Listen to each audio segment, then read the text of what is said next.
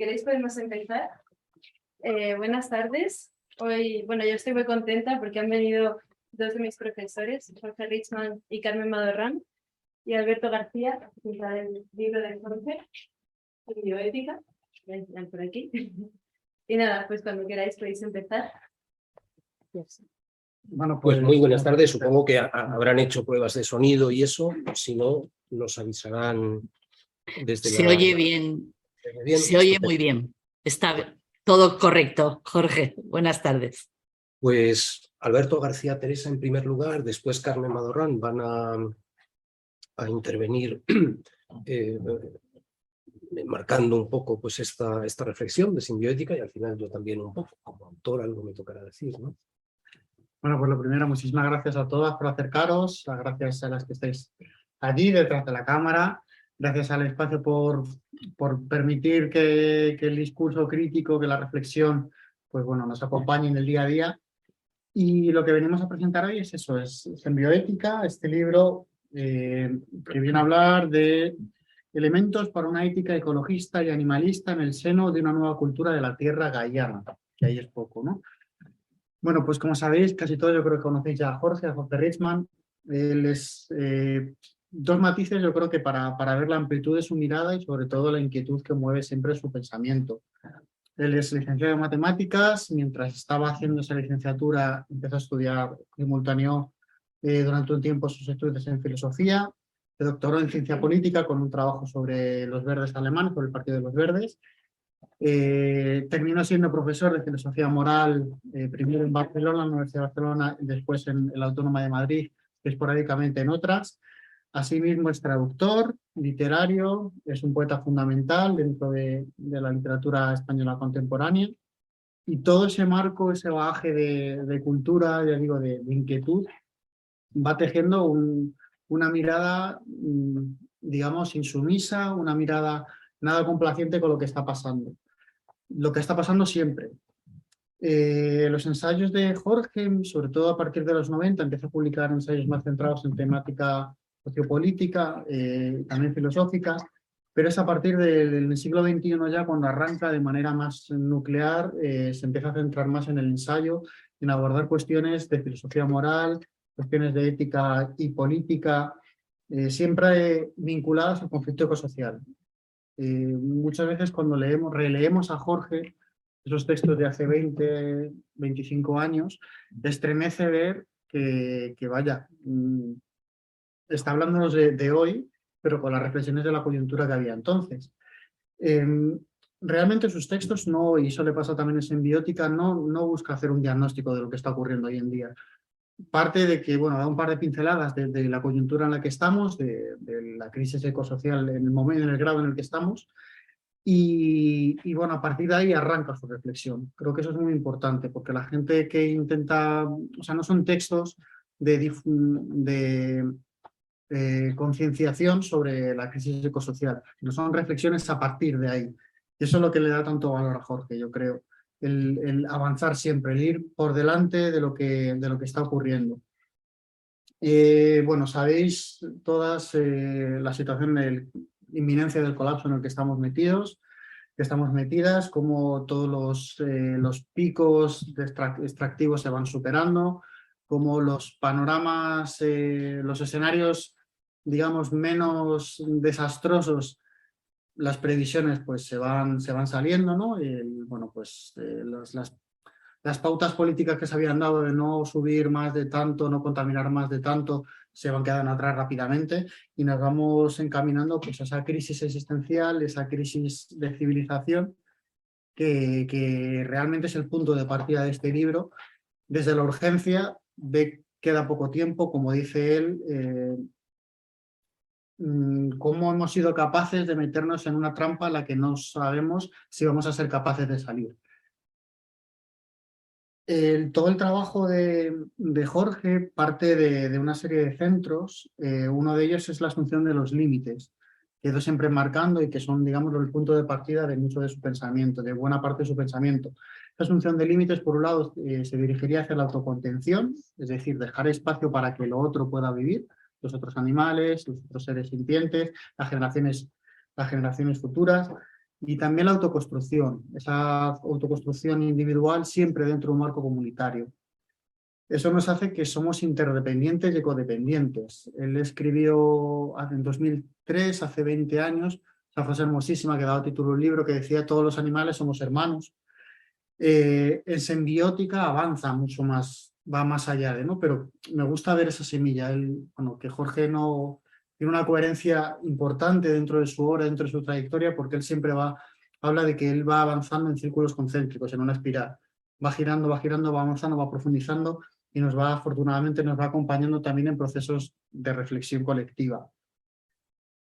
Esto nos lleva a situarnos en el que él dice que la clave de la convivencia está en el entre, en esa preposición, en el sabernos que estamos entre otros seres, entre otras cosas, entre otros tiempos.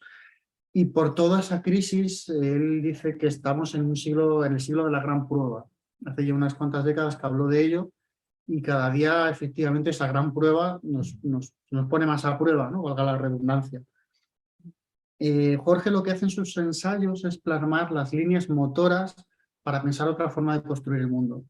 No son tanto pautas que digamos hacer, sino aspiraciones que en el fondo nos apuntan a un cambio radical de mundo, un cambio radical de paradigma ético, político y económico, para intentar evitar lo peor, digamos. Uno de sus últimos trabajos se titulaba, recogiendo un eslogan que había por ahí una pintada: otro fin del mundo es posible.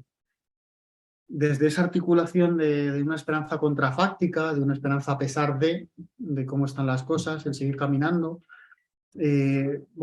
Jorge es capaz de acompañarnos y de impulsar de sacar a la luz las contradicciones que seguimos, aunque somos muy conscientes de lo que está ocurriendo, del por qué seguimos funcionando de esta manera. Él habla mucho del autoengaño, habla de la tecnolatría, de esas falacias del reformismo ambientalista, del capitalismo verde, de todas esas trampas en las que de manera rutinaria seguimos cayendo y que nos están encaminando hacia donde vamos, ¿no? Él también a nivel político ha planificado o ha previsto una serie de puntos como decía, puntos de partida, que en las últimas enunciaciones hablaban del ecosocialismo descalzo y que son, ya digo, como actualizaciones de un pensamiento en el que va uniendo la práctica política, la reflexión individual y siempre ese horizonte en el que todo el conjunto de la Tierra está por medio. Siempre él nos habla de ampliar la comunidad moral, como decía, tanto a los otros como a lo venidero. Él nos habla en este libro en concreto de una expresión que me ha llamado mucho la atención, de situarnos, hacernos cargo y después recolocarnos, volver a situarnos y situarnos bien. Intentar hacer eso con un libro de Jorge es abismarse, ¿no? Es el meterse en ese conjunto, en ese tejido de reflexiones, con esa perspectiva de vamos a intentar terminar en otro lugar distinto a como cuando empezamos a leerlo. Jorge es un escritor de ensayos sumamente sugerente, sumamente evocador, y es muy, muy, muy generoso a la hora de reconocer las fuentes de las que se basa. Siempre en sus textos veréis que hay multitud de citas, multitud de referencias, porque él dijo hace mucho tiempo que la cultura es una práctica de reciclado, y el pensamiento lo va hilando de esa manera, ¿no? Vamos avanzando, vamos viendo, no se queda en lo anecdótico, sino mira, esto me sirve para avanzar. Ese apoyo continuo, esa forma de entender la cultura como una construcción colectiva, me parece importante también porque nos pone en el lugar en el que él nos quiere mandar su texto, ¿no? Que él, vale, os mando esta herramienta para que pensemos colectivamente también, ¿no? Está hablando de aspectos individuales, de cuestiones personales, pero efectivamente que tenemos que asumir como sociedad, como civilización. Y nos llevaría incluso a un tema que luego me gustaría a lo mejor retomar las preguntas, que él hablaba de tal y como están las cosas, deberíamos hablar en términos de conversión. Y me parece como interesante, pues, por lo provocativo de que puede ser en determinados contextos ese término, pues darle una vuelta a ello. Su escritura, como decía, es una escritura muy fluida siempre, llama la atención la claridad expresiva, la precisión léxica, el rigor a sí mismo científico. Como decía, no le basta, o sea, no quiere diagnosticar cómo está la situación, pero continuamente se apoya en notas que nos van abriendo nuevos frentes, y que un libro de Jorge es sentarse en una hoguera, escucharle a él y escuchar y ver todo lo que se va quedando como en tinieblas por alrededor, bueno, pues luego nos invita a pasear e a irnos por esos senderos a ver a dónde nos lleva.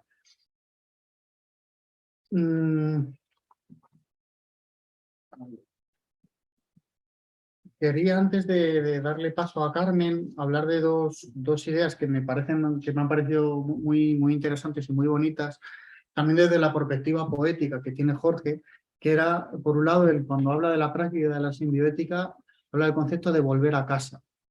Y en estos momentos en los que, digamos, los hogares están tan dañados o están tan en peligro, me refiero a la tierra, me parece muy interesante esa reflexión hacia dónde lleva.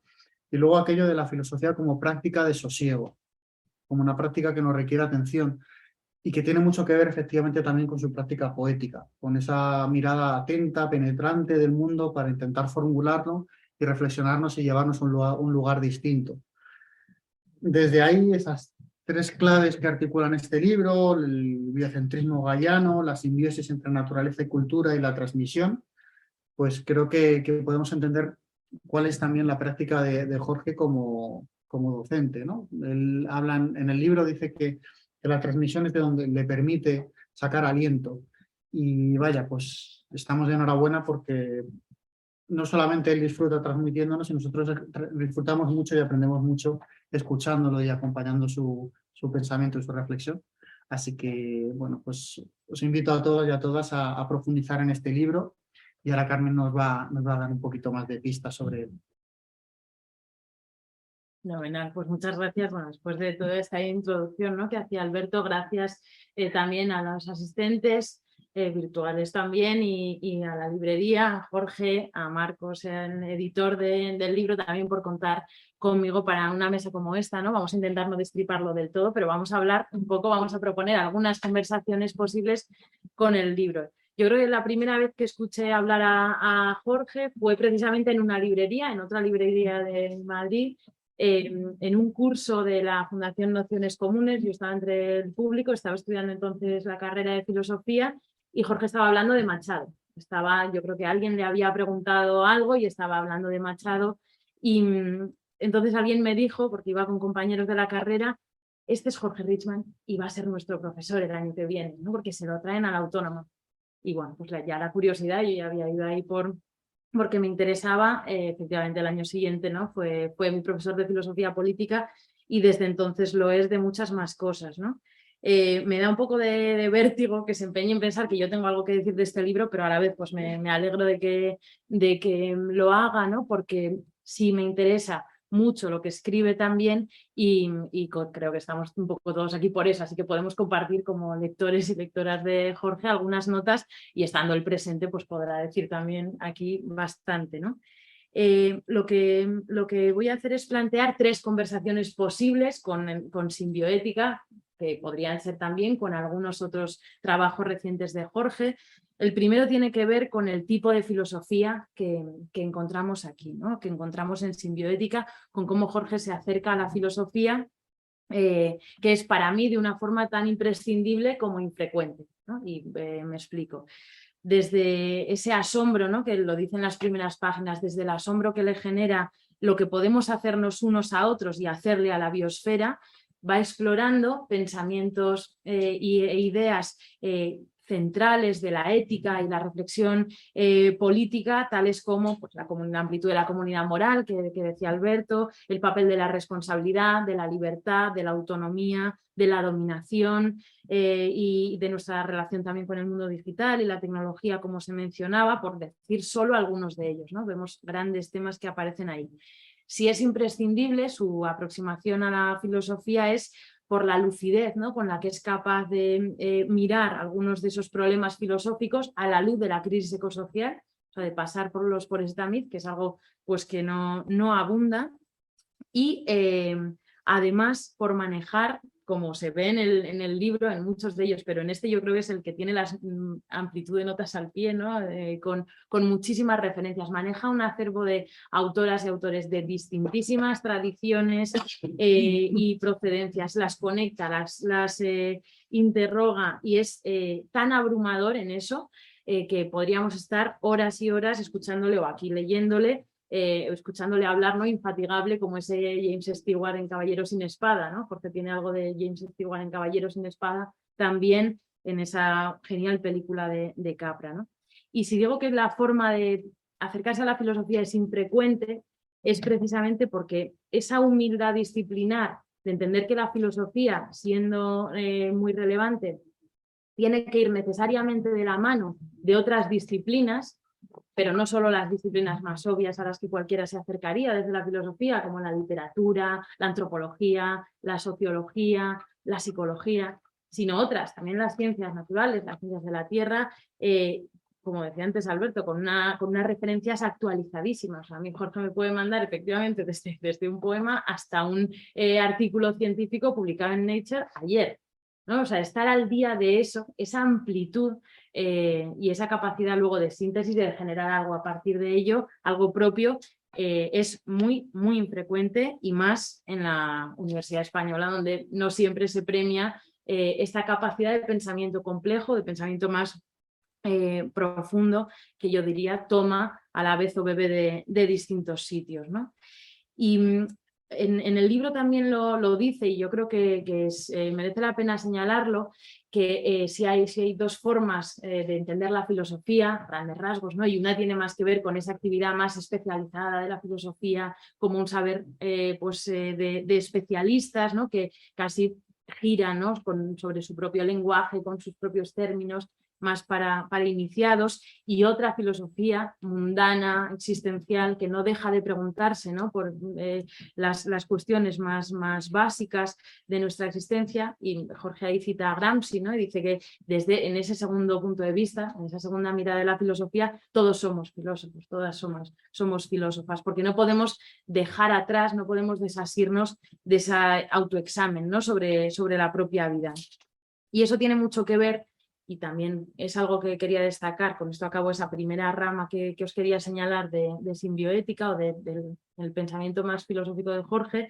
Esto tiene que ver con el aprendizaje de Jorge de sus maestros, ¿no? El buen recibimiento por su parte, por ejemplo, de esta idea de la tercera cultura de Francisco Fernández Buey, el filósofo palentino, que proponía precisamente eso, ¿no? Tejer una tercera cultura que superase la supuesta, el abismo entre las dos culturas, la humanística y la científica. Bueno, pues Jorge encarna eso, y en los textos más filosóficos efectivamente se deja ver, por eso también son peculiares, ¿no? Una segunda línea de conversación que os sugiero a través de simbioética o de mi lectura de simbioética tiene que ver precisamente con el fin del mundo, o el fin de un mundo, mejor, ¿no? que aparece también en este trabajo, y que está efectivamente últimamente pues teniendo también repercusiones, no siempre en su mejor lectura, ¿no? Jorge nos recuerda en este libro, y no voy a leer muchas partes como os decía, pero aquí sí os traigo una. Nos recuerda en este libro que toda reflexión debería ir precedida por la advertencia de que no hay ningún acontecimiento más decisivo, importante, peligroso y definitivo que la extralimitación ecológica, aunque apenas prestemos atención. Hoy todas y todos estamos expuestos a la traumática pérdida de mundo o fin del mundo con que se encontraron los pueblos indígenas tras la llegada de los colonizadores europeos, ¿no? Esta es la comparación. Y efectivamente, antes también lo señalaba Alberto, ¿no? Ese momento en el que estamos, analizado por muchos, ¿no? Que podemos definir como una crisis de civilización, es algo que estaba diagnosticado hace ya pues, más de 50 años, ¿no? Desde los 70. Lo que está en crisis hoy, como pues, certifica también Jorge al inicio y no solo de este libro, es la civilización industrial explotadora del planeta. Este es, ¿no? El fin del mundo, el fin de un mundo, por tanto, al que se refiere Jorge. Y después de un diagnóstico como ese, que efectivamente comparto con Alberto, parte de ahí, Jorge no dice, y eso también es reseñable, no dice nada parecido a que Dios reparta suerte, ¿no? De que se dice en el paseillo. Se queda aquí, se queda, y ahí empieza también a escribir, ¿no? Si las humanidades ecológicas o la filosofía entre ellas tiene sentido, se debe en buena medida también a esto, ¿no? A ese intento, como el que encontramos aquí, no sin dificultad, de buscar cómo hacernos cargo de lo que sabemos, ¿no? Básicamente. De pensar, de asimilar la excepcionalidad de esa, por ejemplo, abundancia, ¿no? De energía y materiales que creíamos que podíamos seguir disfrutando y que efectivamente sabemos, y más que sabemos, con muchos datos detrás, que no es infinita. Eso tiene consecuencias morales, y hay que pensar también la ética a partir de ahí. A partir de nuestra desmedida capacidad de dañar a otros, si queremos pensarlo así. Y eso es buena parte de lo que encontramos en contenido en simbioética. Por ahí no entro y no lo describo. Y un tercer punto, ¿no? para la conversación podría ser precisamente con lo que encontramos después, ¿no? Con una ética de la compasión, una ética del cuidado. Jorge siempre dice que somos animales con responsabilidades especiales, ¿no? y me gusta cómo lo dice, ¿no? Que somos capaces de comprensión y compasión, entendida la compasión como esa mirada del otro como un igual, ¿no? Que asume la vulnerabilidad del otro, pero también la propia, de esa interdependencia y codependencia que se comentaba antes, ¿no? Y muchas veces, y esto ahí el marco del pensamiento dominante con ese influjo de la economía neoclásica pues nos hace bastante daño, muchas veces parece que pensamos en los otros como si fueran o bien egoístas, ¿no? Movidos por fines completamente espurios, o como ilusos, movidos por una especie de cuerdas que ni siquiera son capaces de ver, ¿no? Ahí muchas veces caemos en esto. Esta misma mañana en el desayuno mi hija mayor me preguntaba, ¿no? Si existía la maldad. Y bueno, pues sin un café todavía en el cuerpo me he tenido que poner, ¿no? a hablar, a ver cómo lo veía ella. Ella veía la maldad en unos niños de 5 años que pegaban a otro de 4, o en la guerra de Ucrania que estaban comentando en la radio. Y también le he recordado que en los cuentos, ¿no? Hay representaciones del mal con personajes odiosos que quieren llevarse a los bebés, comerse a los cerditos después de desahuciarlos, o engañar con 1000 tretas, y personajes bastante inocentones, que casualmente son siempre mujeres, y robarles, ¿no? Estos son como los escenarios de la maldad que aparecen ahí con un gran énfasis, ¿no? Y que son muy identificables.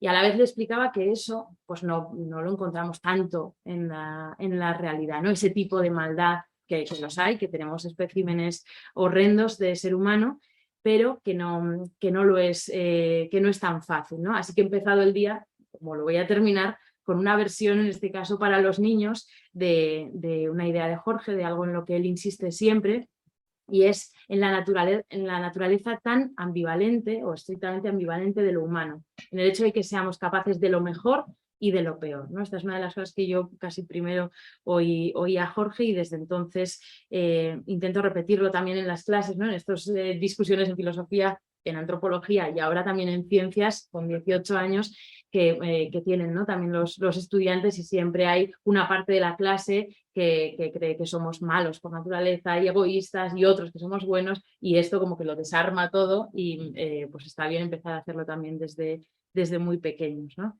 Frente a eso, frente a esa idea facilona, Jorge, viendo con claridad el nivel, ¿no? de los problemas, y que sin duda la crisis ecosocial de origen pues antropogénico tiene mucho que ver con la peor cara de lo que somos capaces, una ética de la compasión, una simbioética en la que encontramos también esa apelación y esa esperanza de la que hablaba Alberto, de que podemos hacerlo mejor, ¿no? De que no es que nos puedan dar por perdidos completamente, aunque a veces así pueda parecerlo, ¿no?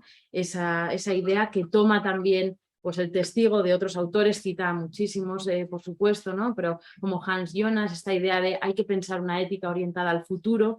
Encontramos también esa idea de la ética extramuros, que está ya en otro libro que se llama así, de Jorge, pero que aquí también aparece sintéticamente, y que es muy, muy relevante. Y para concluir, un par de notas sobre la insostenibilidad estructural, ¿no? del capitalismo, que es algo que también aparece, y la necesaria praxis social. Escribe Jorge en este libro: el problema no es que el capitalismo sea un sistema fallido, lo es. El problema es que en su fallo se lleva al mundo por delante. Si hay seres humanos en el siglo XXII, las élites políticas y empresariales de hoy serán juzgadas con el mismo horror con el que contemplamos nosotros a los criminales de guerra y genocidas nazis juzgados en Nuremberg. Algo parecido a esto, que dice Jorge con certeza, nos dicen las movilizaciones de los más jóvenes hoy y de quienes están en las zonas del planeta más azotadas por los males ecológicos, ¿no? En ese libro que mencionaba Alberto, Otro fin del mundo es posible, decían los compañeros, Jorge escribía que fundamentalmente hoy no es que necesitemos, aunque bienvenidos sean, más datos sobre la crisis multidimensional. Decía Jorge ahí que lo que necesitamos, sobre todo, es construir movimiento social, ¿no? Que los problemas ecológicos son esencialmente hoy también asuntos sociopolíticos, asuntos culturales. Y de nuevo, ¿no? Tirando de esa ambivalencia de los humanos de la que os hablaba antes, dice, ¿no?, el autor de Simbioética: el Homo sapiens, como los simios supersociales que somos, aunque sumamente tribales, es bueno en los deportes de equipo. Ahora se trata de que nos demos cuenta de que el equipo ha de incluir también al fresno y a la babosa, a la abeja y a la rendaje, al virus y a la bacteria. Y después de todo eso, ¿no?, lo que os hemos contado y mucho más que no os decimos, pues tenemos que leer al inicio de Simbioética que el autor se considera un subfilósofo. Como decían los geniales Paimino y Cansado, que ser subcampeón es mucho mejor que campeón. Pues bueno, si Jorge no lo es, no sé quién va a conservar la etiqueta de filósofo, y en todo caso, pues si esto es un subfilósofo, ¿para qué queremos más? Así que muchas gracias.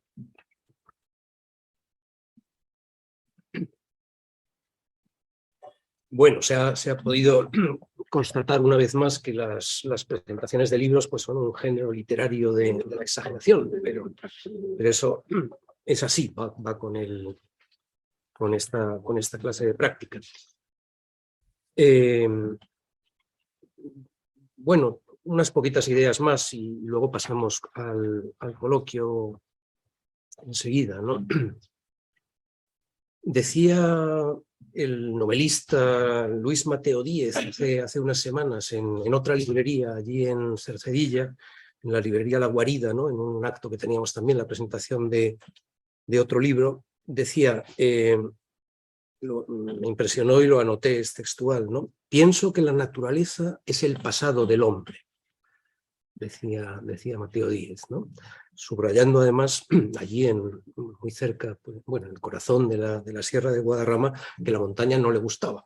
Él está por allí porque tiene una casa y se le ve con cierta frecuencia, pero bueno, la naturaleza para él es el pasado del hombre, ¿no? Bueno, esas ideas de posnaturaleza, ¿no?, de que este ser pues tan extraordinario y tan aparte de todo lo demás que somos, básicamente ha dejado ya atrás todo el resto de lo que se puede llamar naturaleza y estamos, pues, en fin, camino a las estrellas, recorren buena parte de la modernidad europea, ¿no? O sea, es un recorrido que podríamos trazar a lo largo de los últimos 5 siglos y sería una de las líneas que nos permitirían, ¿no?, pues en esta historia desgraciada nuestra, ¿no?, colonial, patriarcal, capitalista y demás, pues uno de los hilos que nos permitirían también ver algunas cosas interesantes, ¿no? De manera pues así clásica, ya lo plasmaba también Baudelaire en cierto momento cuando se refería a la naturaleza como ese espantoso lugar donde los pollos se pasean crudos, ¿no? Entonces, pues ahí tenemos, sí, desde algunos humanistas del siglo XVI, pasando por Baudelaire hasta llegar a Mateo Díez, tenemos una línea bastante coherente que nos desencamina del todo, ¿no? Yo creo que no es difícil ver hoy con más claridad lo desastroso, ¿no?, de esa idea, ¿no?, de ese conjunto de ideas y que en realidad pues el tipo de reorientación que necesitaríamos nos llevaría más bien a tratar de reinsertarnos, llevar a cabo buenas políticas de reinserción en la Tierra, ¿no?, o de volver a ser terrestres, como decía tantas veces en esta última etapa de su vida Bruno Latour, que nos dejó hace no mucho. Este es un intento de pensar algunas cosas en esa perspectiva, ¿no?, de volver a ser terrestres, Una frase que puede sonar así un poco abrupta, pero que resumiría casi la perspectiva del libro, pues sería una que aparece también en varios momentos. Bueno, somos, ¿qué somos? ¿Cómo podemos pensarnos? Pues entre otras determinaciones posibles, somos holobiontes en un planeta simbiótico. Luego lo vuelvo un poco sobre ello, porque de entrada puede parecernos un poco raro, un poco abrupto, ¿no? ¿De qué manera llegué aquí, al final, a escribir este libro? Pues podría indicar tres caminos, ¿no? Uno sería constatar, como hacemos pues muchas personas a estas alturas de la historia, que la senda de la dominación, ¿no? Ese esfuerzo que podemos acotar a veces pues, con las famosas palabras del Génesis que nos instaban a dominar la tierra con todas sus criaturas, en fin, esa perspectiva de querer ser amos de todo. Ese proyecto de dominación no ha funcionado, ¿no? Y está volviéndose contra nosotros de una manera pues cada vez más brutal, ¿no? Si esa senda, ese proyecto de dominación no ha funcionado, quizá podemos intentar otra cosa, ¿no? Y esa es una de las vías por las cuales pues, me puse a escribir Simbioética, ¿no? Una segunda vía fue constatar que la situación en la que nos encontramos es tan grave, ¿no? Esa crisis multidimensional, civilizatoria, ecológico-social, es tan grave que en realidad necesitamos repensar pues no solo la economía o la política o la manera como organizamos las ciudades, sino también repensar pues, los niveles los estratos más básicos de nuestra condición. Y ahí entonces pues enseguida estamos en ese nivel que llamamos a veces pues, de concepciones del mundo, cosmovisiones, ¿no? Las creencias y los valores básicos sobre los cuales se va organizando todo lo demás, ¿no? Es decir, las cuestiones de antropología, de ontología, ¿no? Y eso, bueno, lo ha hecho una parte, claro, del pensamiento ecologista o ecológico desde hace tiempo, pero es algo a lo cual podemos quizá asomarnos también con alguna perspectiva nueva, pues, por ejemplo, esta idea de planeta simbiótico, ¿no? Propuesta por Lynn Margulis, aquella gran bióloga del siglo XX. Entonces esa sería una segunda vía, ¿no? Necesitamos también pensar sobre ontología o sobre concepción del mundo, aunque eso no sea lo que de forma pues, más cotidiana estemos inclinados a hacer. Y luego un tercer camino era el constatar que si somos conscientes de lo disfuncional que son pues, los elementos básicos de la concepción del mundo dominante en la cual nos encontramos ahora, es decir, que tenemos una antropología supremacista con la cual nos va muy mal, ¿no? Una antropología pues, de un Homo sapiens, sobre todo los varones de la especie, autónomos, dominadores, pues embarcados en esa idea, ¿no? De hacernos con el control pues, de la naturaleza interior y exterior de los seres humanos. Esa clase de antropología, con ella nos va muy mal. Tenemos una ética antropocéntrica, predomina una ética antropocéntrica con la cual nos va muy mal. Practicamos una política oligárquica y cortoplacista con la cual nos va muy mal.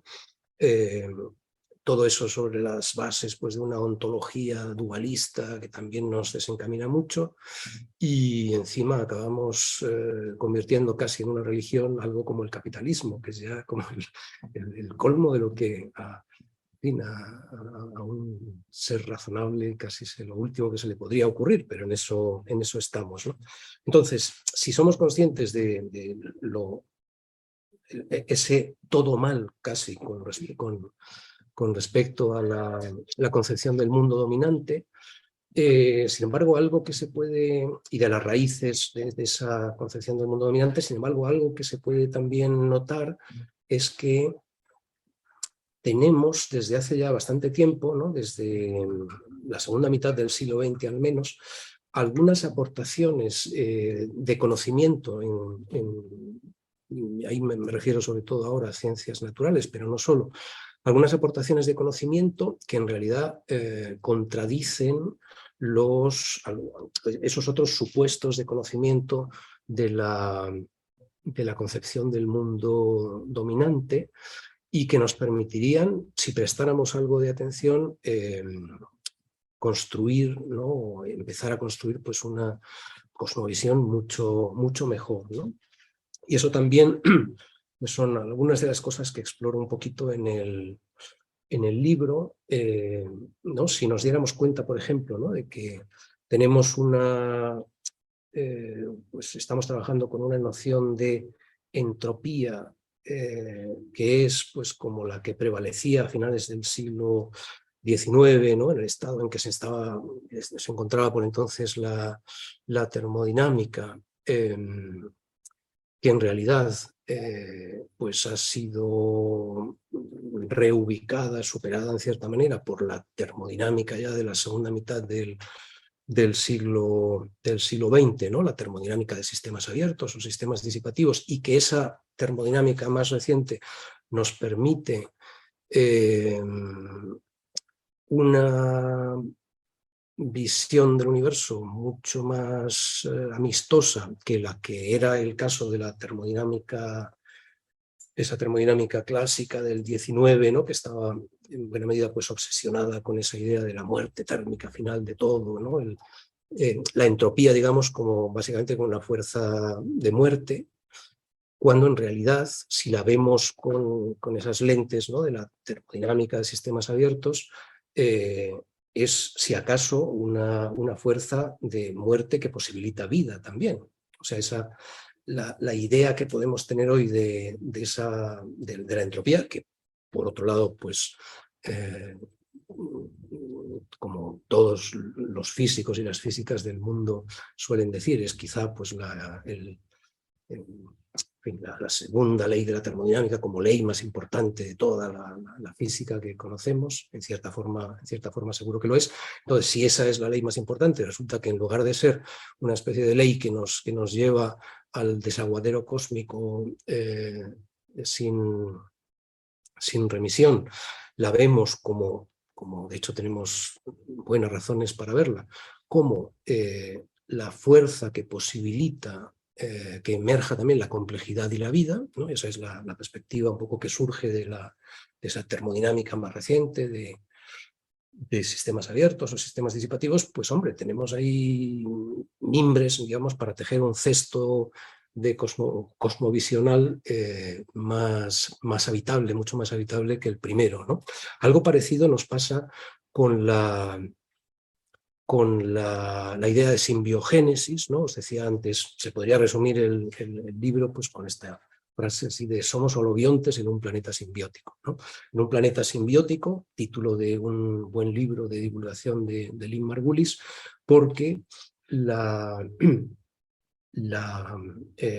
biosfera terrestre ha ido desarrollándose al mismo tiempo que daba forma al conjunto de la Tierra, ¿no? De tal manera que hoy sabemos, ¿no? Que están entrelazados fenómenos geológicos, biológicos, cosmológicos, de una manera mucho más compleja y más interesante de lo que podía pensar pues, las ciencias otra vez a finales del XIX o en la primera mitad del siglo XX, ¿no? O sea, hoy podemos ver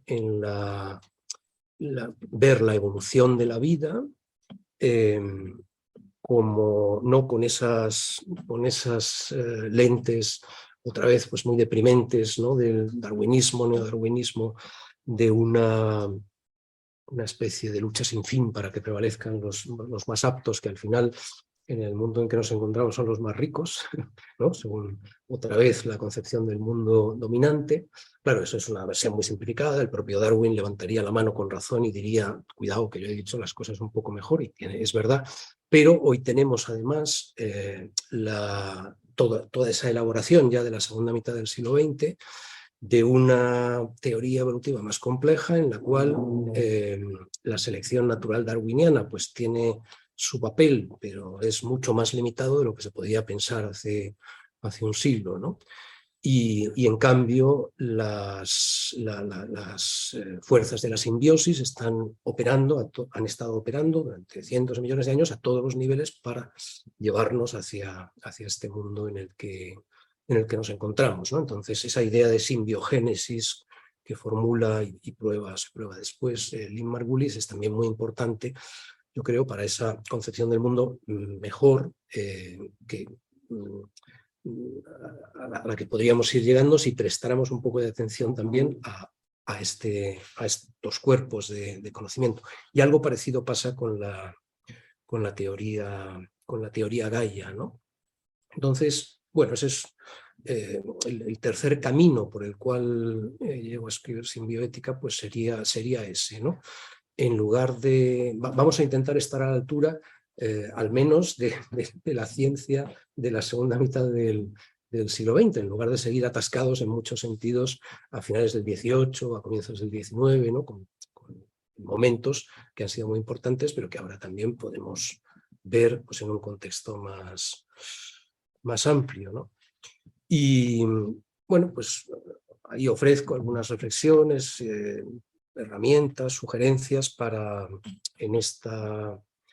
esta tarea de intentar ese trabajo pues, en los cimientos, ¿no? en esos estratos de creencias y valores básicos que necesitaríamos modificar bastante para convertirnos en una cultura viable, ¿no? Y entonces, pues ahí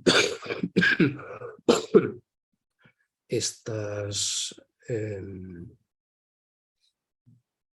perspectivas, ¿no? Pues de superar la dicotomía naturaleza-cultura, buscar prácticas de no dominación, desarrollar simbiosis pues, de forma extensa e intensa, intentar situarnos más allá del antropocentrismo, son un poco los caminos que se exploran en este libro. Y ya hemos hablado bastante los tres, ¿no? Quizá ahora ya podemos pasar a una fase de coloquio. Sí, la idea, bueno, ahora que es la que queráis, incluso también me imagino por el otro lado del internet, pues si alguien... Solemos seguir la dinámica de que quienes estemos aquí preguntemos primero y luego sacamos aquí las preguntas, la gente puede preguntar por Zoom, está ya el altavoz enchufado, o sea que se va a escuchar perfectamente, así que cuando queráis podéis abrir el micrófono y preguntar. Y bueno, tenemos hasta las 8:30, que creo que queda media horita, ¿no? Perfecto.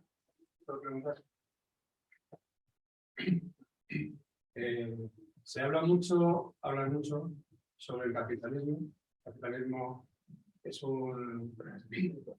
pues nació, no sé si en el siglo XVIII, XIX, pero el capitalismo prácticamente yo creo que ya ha muerto y se ha generado el neoliberalismo, o sea que es todavía mucho peor el capitalismo, vamos, no soy defensor, pero tenía hasta una cierta ética pero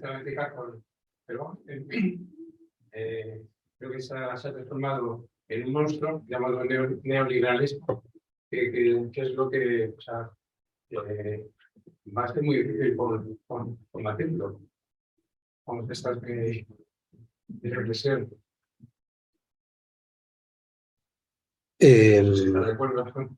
Sí, a ver, desde luego ha habido distintas fases en la historia del capitalismo.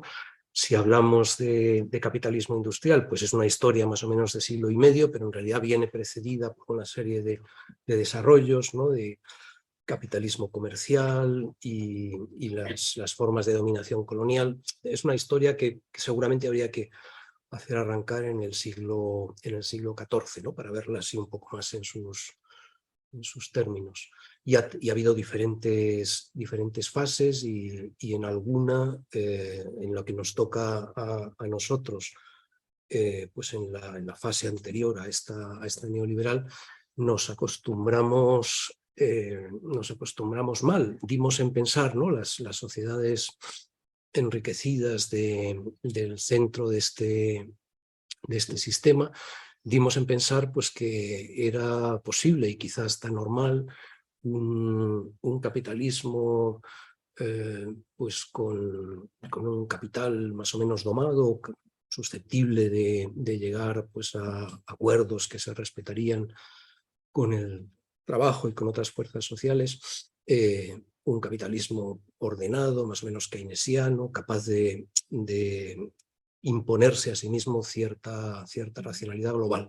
Yo creo que si lo vemos en esa perspectiva más amplia y desde ahora, pues no cuesta ver que eso fue una excepción que no confirmaba ninguna regla, o sea, un periodo muy singular, ¿no? en esta historia larga del capitalismo que hemos ya dejado atrás y con el que no deberíamos contar para que volviera a ser pues, una especie de horizonte emancipatorio, porque las condiciones pues, son hoy muy distintas, ¿no? Lo que sucede también, eso es algo que han formulado distintos pensadores y pensadoras en estos decenios últimos. Yo recuerdo, por ejemplo, alguna formulación de Joaquim Sempere, que es un amigo. Estamos en un mundo en el cual el capitalismo parece a la vez invencible y por otro lado es completamente inviable. Es decir, sabemos que es un sistema autodestructivo, ¿no? que solo pues, a base de muchos contrapesos, de poder emplear a su favor fuerzas que se le oponen, por mecanismos que hemos ido estudiando, solo a base de ir reconstruyéndose constantemente, pues ha ido avanzando, nos ha llevado hasta donde estamos ahora, pero todo indica que ese margen, esos recursos, ese poder contar con territorios nuevos que permitieran pues esa reconstrucción del sistema, se están agotando, ¿no? Por factores tanto internos como externos. Eso es lo que hace pensar a mucha gente bueno, que estamos viviendo ya pues, un capitalismo terminal también, ¿no? con formas algunas, con muchos rasgos pues, que son terribles en esa situación. Vamos a ver lo que va sucediendo, ¿no? Esa paradoja que señalaba Kim Sempere, o sea, un sistema que parece a la vez invencible, bueno, pues porque ha ido, no es que tenga quizá pues tanta capacidad de convicción, seducción, sino que se las ha apañado de manera muy eficaz para ir eliminando posibles sistemas competidores a lo largo del tiempo, de manera que lo que hay ahora es casi capitalismo y muy poquito más, o sea, restos de otras cosas en otros momentos, y luego pues como embriones de algo que podría ser diferente, pero que es muy débil y está muy limitado en algunos lugares. Invencible, pero a la vez inviable. Y esa inviabilidad se está manifestando de muchas formas, día a día de formas nuevas, y está llevando niveles de destrucción y de sufrimiento social pues, enormes, ¿no? Vamos a ver cómo termina resolviéndose esta historia. Yo, como se mencionaba antes, creo más bien que estamos en un proceso de colapso, del colapso de este capitalismo industrial. Es un debate también abierto.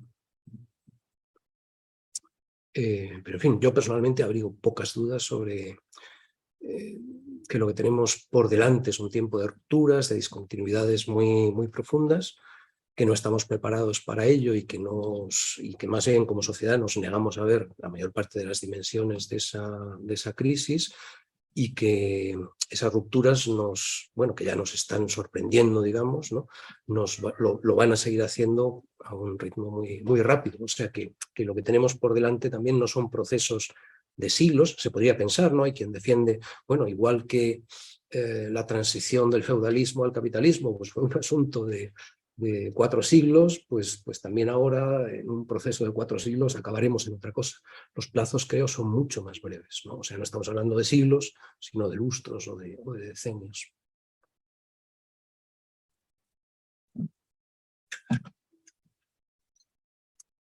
¿Alguna opinión, algún comentario por aquí más?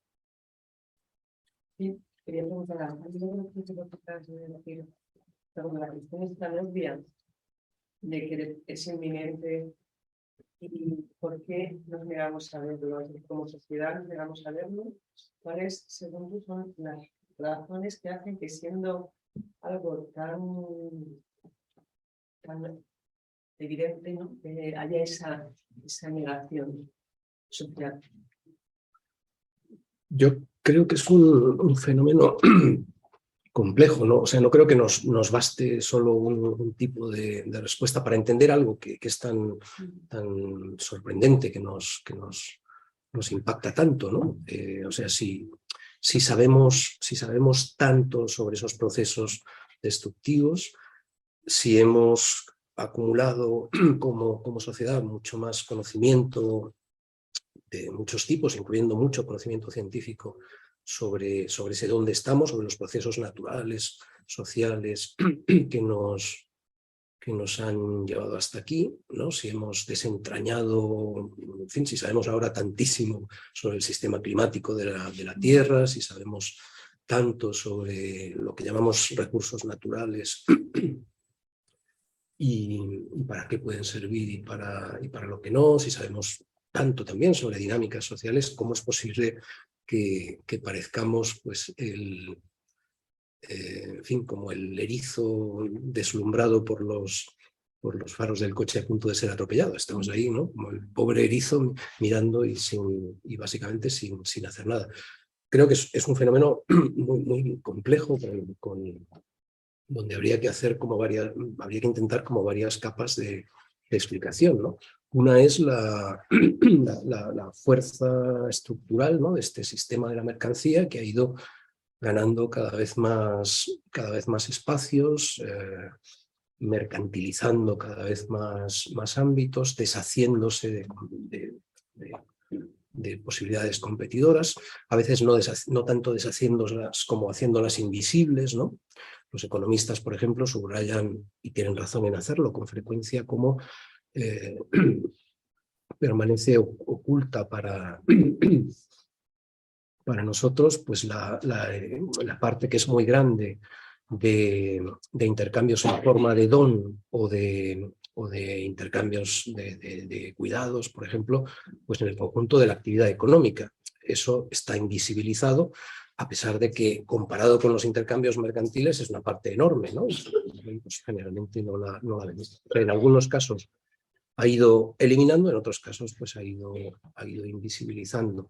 Pero el efecto conjunto de eso es una situación en la cual la naturalización de ese sistema socioeconómico pues es más fuerte que en ningún momento anterior de la historia nuestra. O sea, que lo que veamos sea algo que parece lo único posible, ¿no?, ese sistema socioeconómico como lo único posible, quizás nunca en este pasado reciente pues ha sido ahí tan llamativo. Entonces, habría una capa de explicaciones, digamos, iría por ahí, ¿no? Esa fuerza estructural de cómo se han ido organizando las cosas, eliminando otras opciones. Ahí hay aspectos también que son de coyuntura. Pues de más está subrayar otra vez el tipo de oclusión que para muchísima gente en nuestras sociedades, oclusión de imaginar otras posibilidades políticas que supuso el final del mundo soviético en el año 89, 90, 91. O sea, la demostración práctica de que había, aunque aquello no funcionara muy bien en algunos aspectos, había otra manera de hacer las cosas, ¿no? Después ya, pues, por la vía de los hechos, pareciera que no hay ninguna otra manera de hacer las cosas. Entonces, bueno, ahí tendríamos como un tipo de explicaciones político-económicas, ¿no? Pero luego están también en juego factores que son psicosociales, ¿no?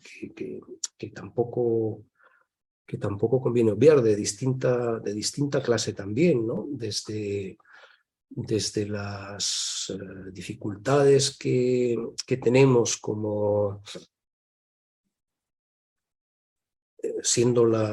teniendo la clase de psique que tenemos para hacernos cargo de los fenómenos de largo plazo,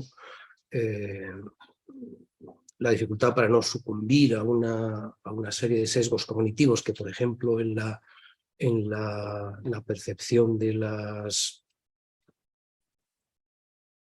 los problemas ecosociales, pues muchas veces están en juego, ¿no? Las formas de disonancia cognitiva que nos inducen también a engañarnos sobre algunas cosas.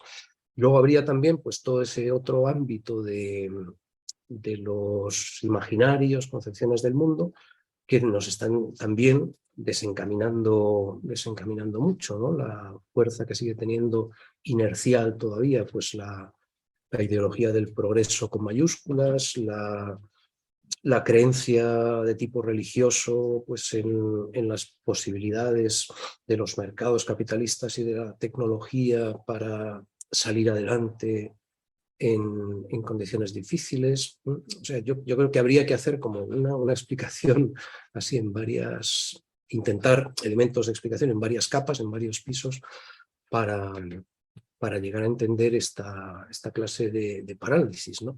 En tiempos recientes, pues también está, y luego eso, por supuesto, no quita que haya, aunque es un fenómeno quizá más superficial, pero muy importante, pues los intereses, lo que llamamos a veces intereses creados, o sea, grandes centros de poder, ahora muchas veces megacorporaciones, pues que realizan políticas muy concretas con grandes desembolsos de dinero para lanzar tinta de calamar que impida ver las cosas, ¿no? Esta misma semana pasada, si lo habéis visto, pues resonó bastante un estudio, bueno, que en realidad continuaba estudios previos, pero que ahora, como se ha publicado en la revista Nature, pues ya la cosa tiene otro estatus, en fin, que mostraba cómo la modelización climática que habían hecho los científicos de la petrolera Exxon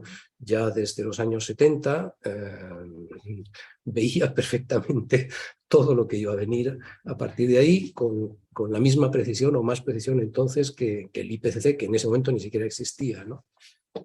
Bueno, ese tipo de centros de poder, pues han hecho, Exxon en concreto, pues ha gastado muchos cientos de millones de dólares para hacer creer a la sociedad lo contrario de que sus propios científicos sabían que era cierto, ¿no? Y luego, pues, en tiempos ya pues más recientes, yo creo que el dominio de la comunicación vía Internet y las llamadas redes sociales también nos está complicando mucho las cosas ahí. Nos está dificultando mucho el poder reaccionar bien como sociedad. En fin, que no basta, no es un solo elemento, sino una conjunción de ellos como a varios niveles. Perdón, Jorge, ¿por qué esto último de las redes? O sea, ¿no crees que las redes pueden ser como un buen lugar para intentar hacer comunidad? O sea, entiendo que también está este tema que es muy individual, ¿no? Que te crees que estás haciendo una comunidad, pero en verdad estás como tú Sí, separada. pero no solo, es que, o sea, esos elementos existen, sin duda, ¿no? O sea, hay una parte, el posibilitar pues, encuentros de gente con ciertos rasgos que antes estaba del todo aislada y que de repente pueden construir una comunidad virtual, eso es indudable. Y es un efecto positivo, pero creo que se encuentran más que contrarrestados por muchos efectos negativos que están en el plano macrosocial ahora, están operando con mucha fuerza, porque no es o sea, esa idea ingenua ¿no? que se tenía de Internet a finales de los 80, comienzos de los 90, como una especie de gran ágora democrática que iba a permitir efectivamente pues, dar más poder a los de abajo y en fin, eso no tiene gran cosa que ver con la realidad. Lo que tenemos otra vez son unos pocos centros de poder con una capacidad de influencia y a ratos de dirección sobre el conjunto del cuerpo social que es incomparable con lo que ninguno del cuarto poder antiguo podía hacer, ¿no? El elemento que debería haber abierto los ojos a todo el mundo, yo creo, pues fueron todo el papel aquel de la empresa Cambridge Analytica y demás en la elección de Trump en su mandato, ¿no?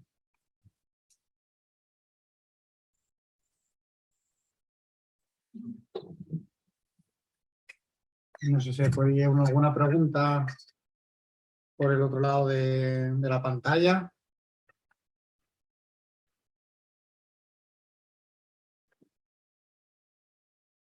Yo quería, pues, al hilo justo de lo que habías preguntado tú, en el libro hay un momento que dices que la virtud más importante hoy en día puede ser la humildad. Claro, en este contexto de redes sociales, de poner el ego por delante de todo y demás, ¿cómo se puede construir eso sin una hecatombe social que le obligue a salir de ahí? ¿Cómo construir la humildad hoy en día? Bueno, primero tampoco hay que magnificar, o sea, yo creo que el efecto macrosocial, ¿no? de estas redes es muy importante, pero la parte de la población mundial que está metida ahí de verdad tampoco es todavía tan grande, ¿no? O sea, esa pregunta nos toca aquí de manera diferente a si la planteáramos seguramente pues, en algún lugar de América Latina o de África, ¿no? Donde la idea pues, de individuos pues, que compiten unos con otros y que de vez en cuando se alían, pues, sigue siendo estando menos, o sea, el tipo de individualismo anómico que nos caracteriza por acá, pues está mucho menos desarrollada, ¿no? en otros lugares y en otras culturas. Pero pensando desde aquí, yo creo que la idea básica ahí pues tiene que ser el poner en común, el poner en común. O sea, necesitamos, en la medida en que seamos capaces de ello, pues construir o reconstruir vínculos sociales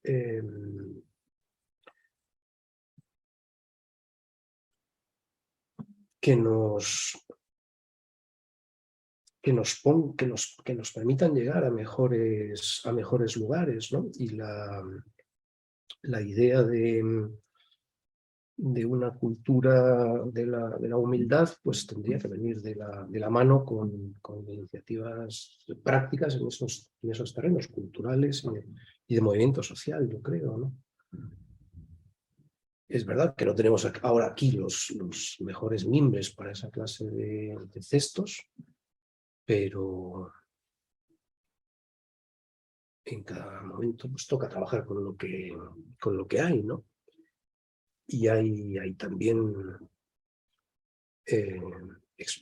muchas experiencias, culturas y subculturas que llegan más o menos hasta hoy, un mundo rural pues, que aunque está boqueando, pues tiene todavía rasgos, sobre todo en la gente mayor, que nos impresionan.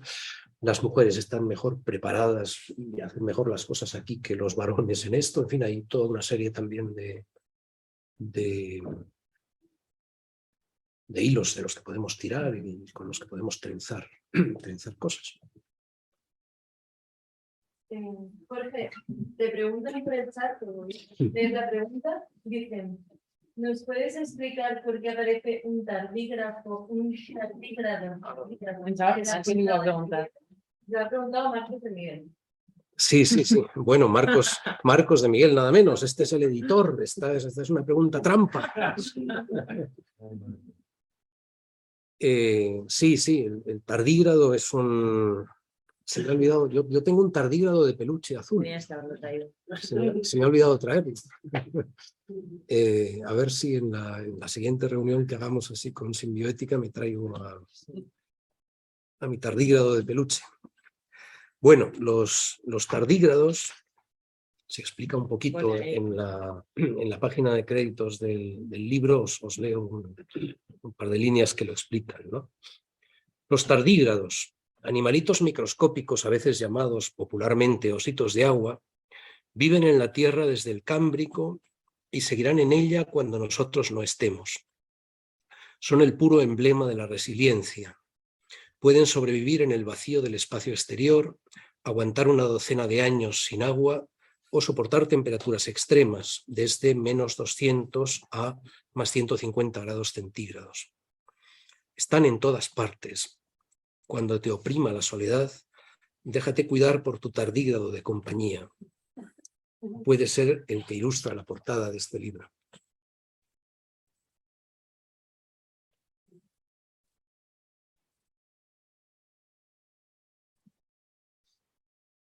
Si no hay más preguntas, tenemos todavía 7 minutos, que podéis preguntar algo más, pero si no hay más preguntas, si queréis podemos ir acabando. Venga. Muchas gracias. Gracias. Bueno, muchas gracias a